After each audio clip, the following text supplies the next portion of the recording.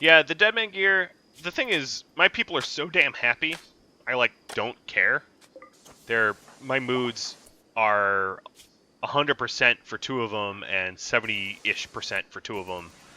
They've been needing, like, I've even been neglecting them, so I've sold prisoners, they ate without a table, they ate in the darkness, I had them sleep on the floor, and they're still, like, ecstatically happy, so normally I would say, oh yeah, like, I really need to micromanage it so that, but I don't care if they wear Deadman gear, because they're just too happy to make it any of my concern, really. That's what it comes down to. So I have a poor sniper rifle on Trillo. I'm going to trade up.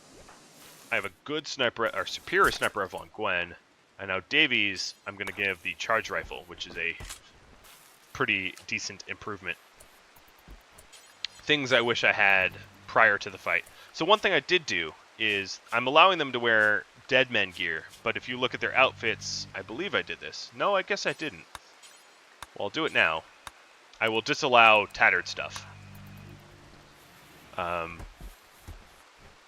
if you're going to have a debuff, you might as well only do one of the two, which is Deadman stuff or tattered stuff.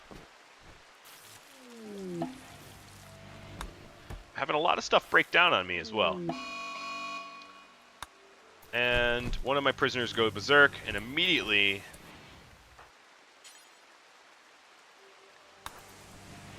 needs to be rescued.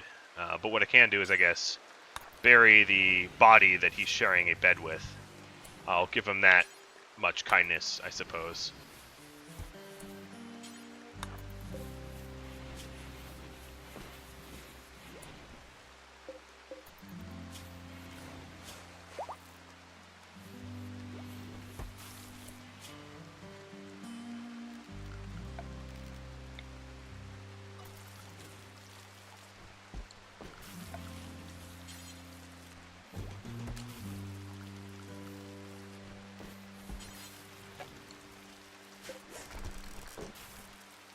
Alright, so I'm back on meals.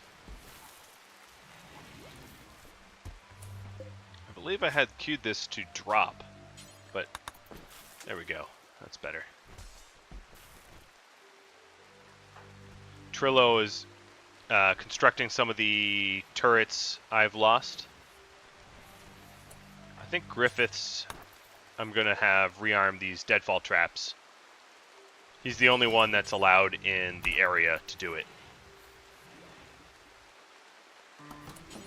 I think they will avoid it by default, but I do have these doors here so that they shouldn't have to ever stand on a deadfall trap if they can help it.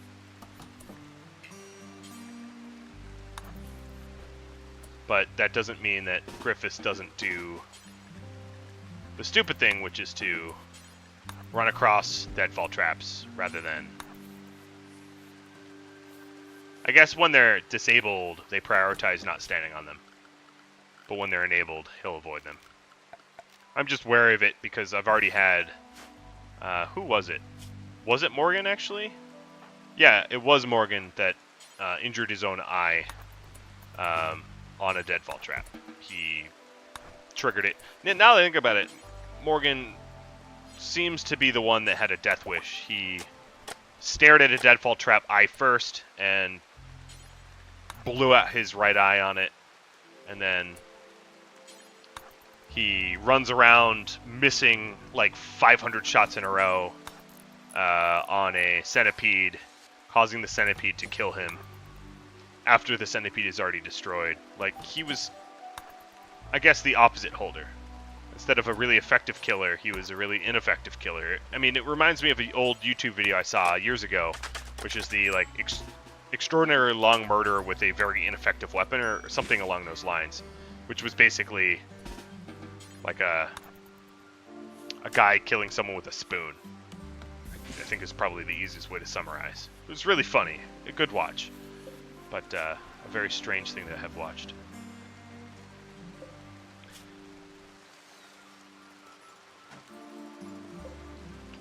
Yeah, well, actually, speaking of which, I had a playthrough like this end because I had a boom rat attack, and one of my defenders died in one bite to a boom rat. One single bite killed him. And I was like, all right, I give up. Like, just then and there, I was like, all right, screw it. Like, clearly the game doesn't want me to win. A boom rat just one-shot my people. No, the spoon wasn't even rusty.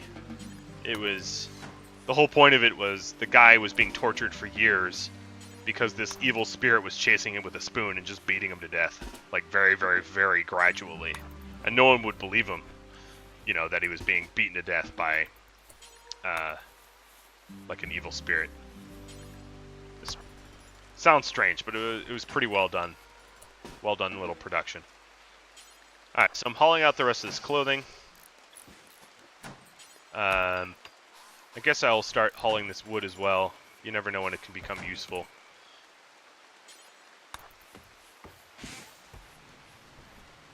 Yeah, he had like an infinite amount of more spoons under his jacket, so, you know, it was pretty funny.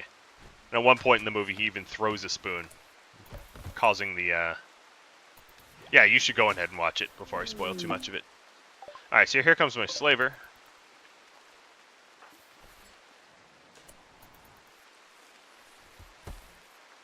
Good old slavery, right? I'm kidding, of course. I hope all of you knew that.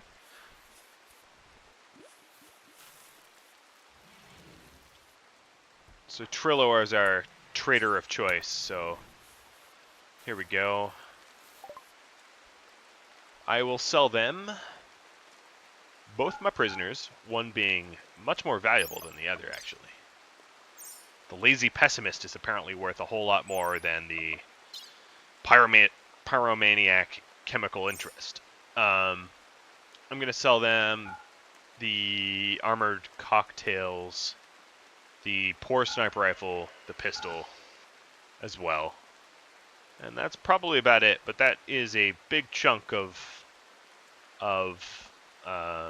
all the money that they can afford to even trade me in the first place, so I feel pretty satisfied with that. I'm just up here checking. I do have some components left, so I'm going to haul these components back down to my zone. How's my batteries doing? They're a little low. They've seen better days.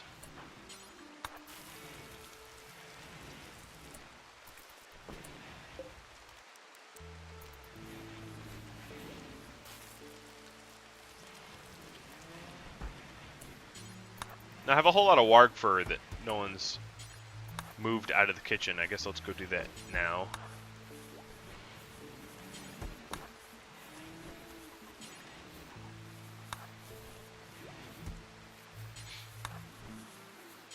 So I wonder when the game will actually give me a proper person to capture, because so far I've had a lot of duds, like ample amounts of duds, but no real winners. No one I'm like, oh yeah, they'd be a great addition to my team, but just dud after dud after dud. So I'd be curious as to when that will happen. Is any additional duds and of pyromaniacs and lazy pessimists, I'm gonna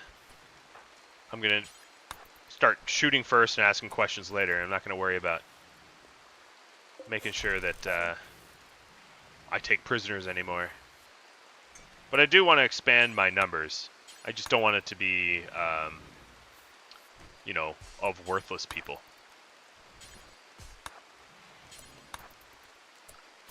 So now that I have everything cleaned, I guess I'll lift that priority. I'm going to have Gwen on full-time research. Trillo will be growing, wardening, growing, mining. Griffiths will be mining and hauling. Davies will be constructing and crafting. That looks about right to me.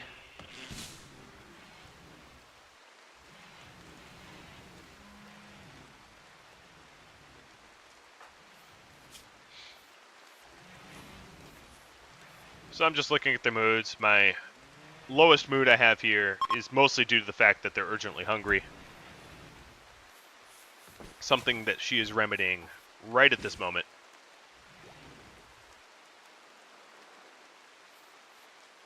So I'm not all that worried about moods here.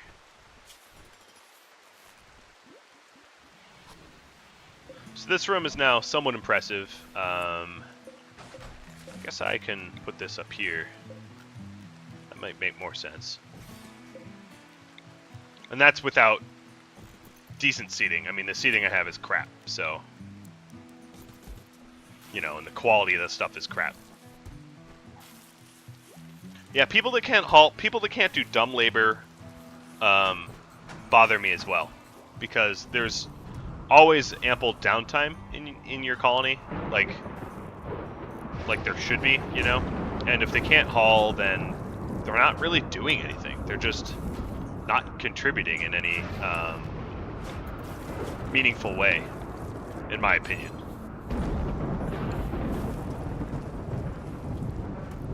So I almost have the geothermal researched here, which means I'll need a fair bit more steel, which I'll get from this node.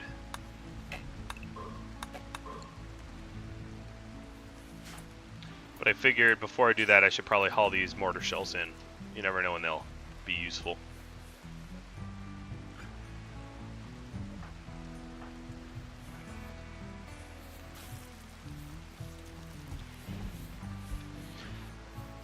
I mean, every now and then you'll get colonists that are like... I've actually had one that was a... their backstory only allowed for violence and... I forget what it was, but basically, long story short, they were only really capable of like 1 or 2 tasks. And they didn't even have a passion for it, so it's like, why are you even alive? Just go find a large fire and jump in, you know? That's how I feel about those additions to your team. And yeah, that's cruel, but that's just the way I feel. So I'm gonna move my switch now from where it is up here down to maybe this corner. I did just get geothermal, so I'm gonna start smithing.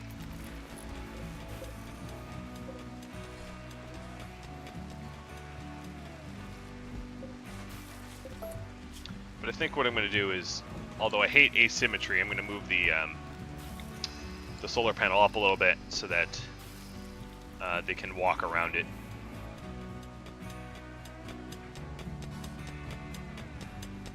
That's pretty bad as well.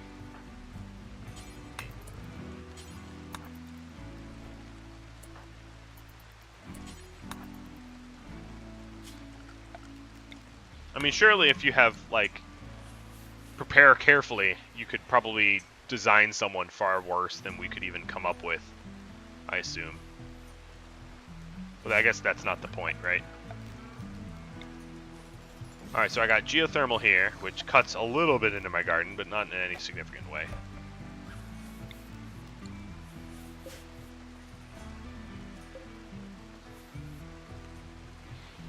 I've seen that my power was dwindling a little bit, so I figured I'd make a play at actually generating. It's because I've been building a lot of auto doors and things like that, and haven't been really expanding my power grid. So I think it's about time for that. And once I feel decently set up, I want to put raiding back on the table for sure. I'm heading into my 2nd year, really. Feels weird, but in 9 days I'll have been here a year. So I want to start exerting my dominance over this area.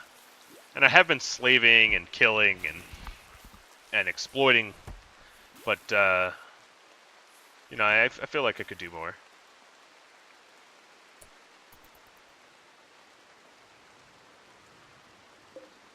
He is running really far to get that metal. No, just out to... Okay, not as far as I thought.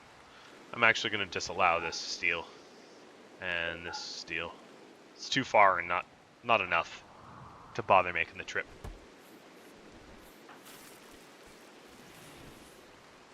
So one couple are wearing power helmets of dead people, and the other aren't. Does that... I'm not sure what that means, but it's a little strange.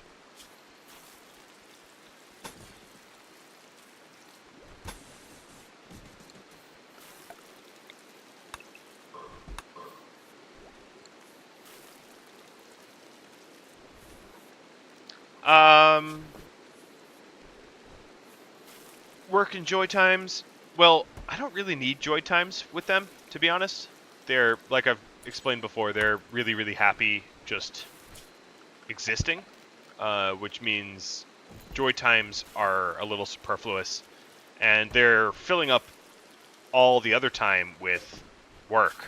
So it's really, it would just be scheduling work, work, work, work, work, and that seems kind of silly because, you know, if they did need to improve their mood for whatever reason, I want them to be able to. So right now their restrictions is just anything. Anything goes all the time, and that keeps them working the vast majority of the time. But allows me not to have to micromanage them and micromanage their moods.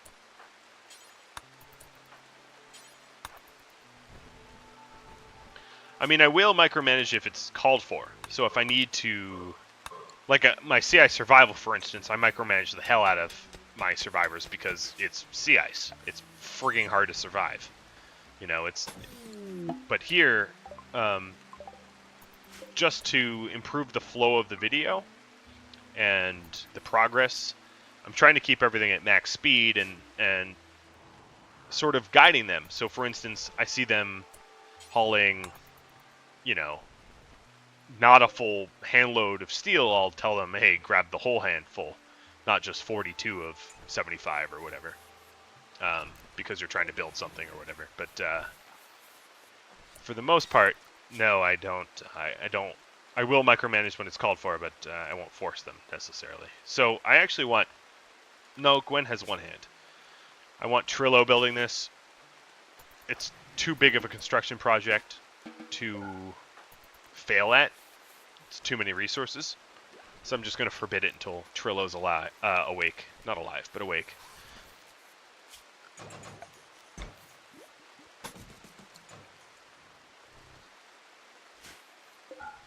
So now I believe...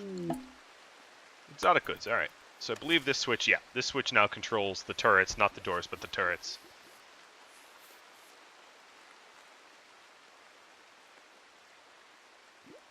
Yeah, it is pretty useful to have them. That's often what I do, but with so few pawns, I don't feel it that necessary to order them to sleep. If I had some more pawns, maybe I'd keep them somewhat on the same diurnal schedule. But with so few, it's like, oh, whatever. So they're coming to trade, but I don't think they know where my door is.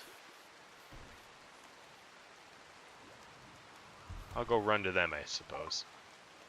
So let's see. They'll buy fine meals, which would net me a whole lot of silver, but I'm not sure that that's what I want to do. I will buy components. I always do. I want to buy an animal neurotrainer, and I guess I'll sell my AI core for it. I don't suspect I'll need an AI core anytime soon. Because Morgan died, I don't need the bionic eye anymore. I'm going to sell all of this dead people gear, even the armor vest. But keep the shirt that isn't dead gear. Sell the helmet that's mostly broken. And I'll keep that gold. You never know when you're going to need a little gold. So now I have an animal neurotrainer. That will help, of course, level up who again? Griffiths.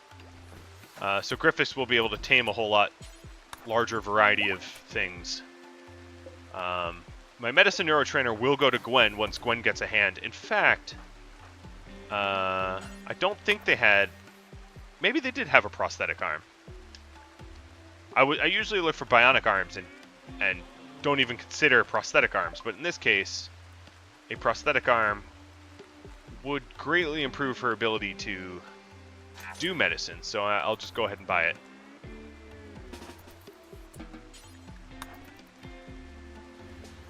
The trouble being, until I have like hospital beds, I'm not sure if I have anyone that's qualified enough to perform the operation without possibly killing her or destroying the prosthetic arm and leaving her armless. Because right now she's handless, which is bad enough. So Davies looks like they got stuck in there. I'll fix that in a moment. I'm gonna get some machining done.